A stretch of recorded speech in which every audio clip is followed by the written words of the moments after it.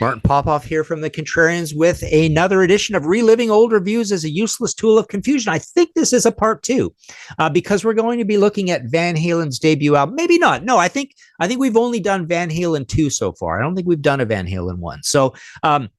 So this is a first timer. We are going to do the odd part 2 where I get another review of a classic album. We're going to look at that one as well, so you could sync up these things. But we do have another Van Halen. I want to thank Chris Jackson for turning this in. He's been very helpful in emailing me nice JPEGs that I can blow up and all that stuff to be able to read of these reviews. So yeah, we're going to be looking at Van Halen 1. By the way, before we get going on this review, I want to remind you that all 3 of my Van Halen books are still in print and available from martinpopoff.com. I can sign them to you. There's PayPal buttons there for international, Canada, all that.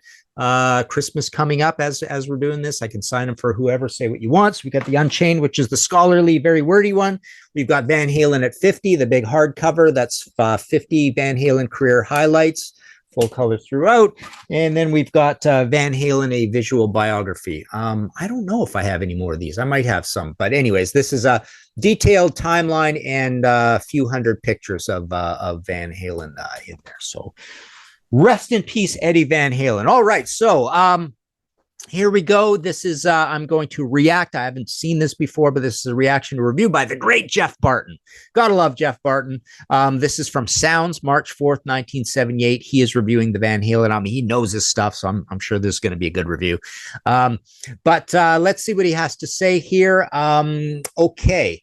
Let's see. So he starts off by quoting Montrose. Pretty cool. Get on your bad motor scooter and ride. And then he goes, I'm on fire, I'm on fire, I'm on fire. Oh, yeah, Van Halen, 1978. Pretty cool.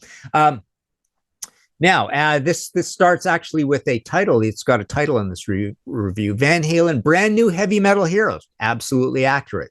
And the editor writes in small in brackets, oh, no, here we go again. So here we go. Way back in the mists of time, 5 years ago to be exact, one of the most powerful heavy metal rock debut releases of all time thundered into the record stores. The first album from Montrose, the brainchild of guitarist Ronnie M. and featuring the voice of Sammy Hagar. It was a one-off, never to be repeated heavy metal classic for the band. The next LP, Paper Money, turned out to be a disappointment, so much so that Hagar left shortly after its recording. Very accurate, very cool of Jeff to point this out. He's making this comparison with this great Montrose record. I did a whole History in 5 Songs podcast episode, I think, comparing these, at least in my Unchained book. In this book, I've got an entire chapter laying out, I think, 20 points of comparison between those two albums. Anyways, very cool that he's pointing that out and noticing and reminding us of that. And he got it right, of course, on Paper Money. He's going to get it right. He's Jeff Barton, right? Today sees the group's twin guiding lights pursuing less than remarkable solo careers. Ronnie Montrose has just released an album called Open Fire, only available on import so far, which is a letdown in much the same way as Steve Hunter's was. So Ronnie has gone basically jazz fusion instrumental at this point. And Hagar has 2 or 3 of his own LPs under his own belt by now, each one for the most part a pretty grim affair. So he's not liking all the Sammy Hagar solo albums up to this point, and they're not great, right? You know, this is his Capitol years. He's doing covers. He's all over the place. So yeah, getting that correct. However, Ted Templeman, producer of that first Montrose album and instigator of the loud, energy-laden sound that live wire crackled in its every groove, is thankfully still going, is still at the boards, quietly and without fuss, making sure that recorded sound crashes out of your speakers like a brick through a plate glass window. Yeah, great description of the molten, incredible production that we get on this Van Halen album. The guitars, these are some of the crunchiest, most electric, exciting guitars you've ever heard. All frequencies are there. It just sounds, it's a really, really good sounding record, and Jeff notices that. And so it is in 78 that we have another Templeman triumph on our hands, a premier platter on a par with the aforedescribed Montrose album. The name of the new band is Van Halen, and the music is senses shattering. I like that, senses shattering. David Roth, vocals, Edward Van Halen, guitar, Michael Anthony, bass, and Alex Van Halen, drums, comprise the band. Archetypal long-haired U.S. heavy rockers, if the album cover is anything to go by. Roth's pose in particular owes a lot to the bare-chested macho posturing of Jim Dandy. So he's mentioning noticing the Jim Dandy comparison, which makes sense. The album's overall sound is harsh but refined. That is to say, the guitar playing, despite techno-flash tendencies, is raw, as coarse as a throat full of iron filings. Ooh, that sounds painful. While the harmony work on songs such as Feel Your Love Tonight is gracefully immaculate, reminiscent of Templeman's Doobies albums. That's funny, because I remember getting this album as a new release and really not liking that song. That was the one song, that one and Dreamer.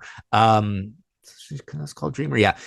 Sound like 70s barroom band songs. I thought those were the least impressive songs. We're not even totally impressed with Jamie's Crying or Running with the Devil or Ice Cream Man, but the rest of it sounded like, yeah, this is as heavy as Judas Priest or Scorpions, right? But that's kind of neat. He's mentioning, he's aligning it with the Doobies a little bit, right? But yeah, this immaculate harmony thing. I don't know where that's coming from exactly, but so he's kind of pointing out that he's liking that one. And that course is a throat full of iron filings. Yeah, that's brutal. Good writing there. Roth's vocals, meantime, fall somewhere in between. They can pack a hefty punch, but also include breathy little subtleties. Very cool.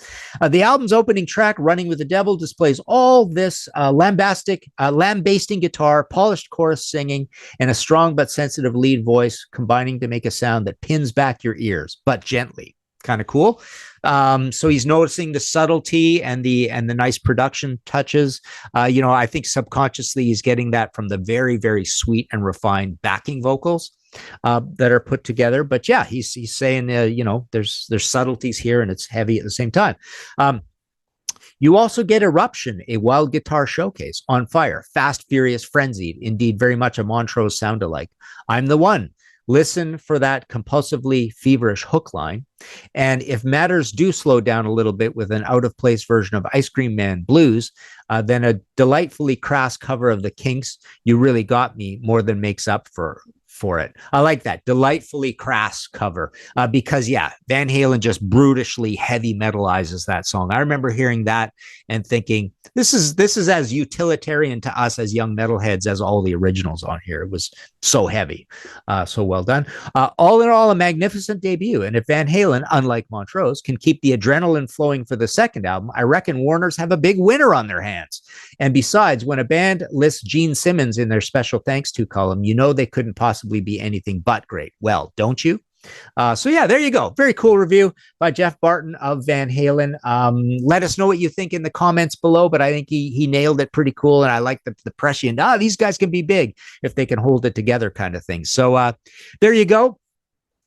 Please like and subscribe if you haven't subscribed already. All that, we've got merch and we've got Ko-Fi and all that kind of stuff. And there you go. Go let us know in the comments whether you think Jeff Barton got it right here. I think he did a pretty darn good job of this review. Talk to you later.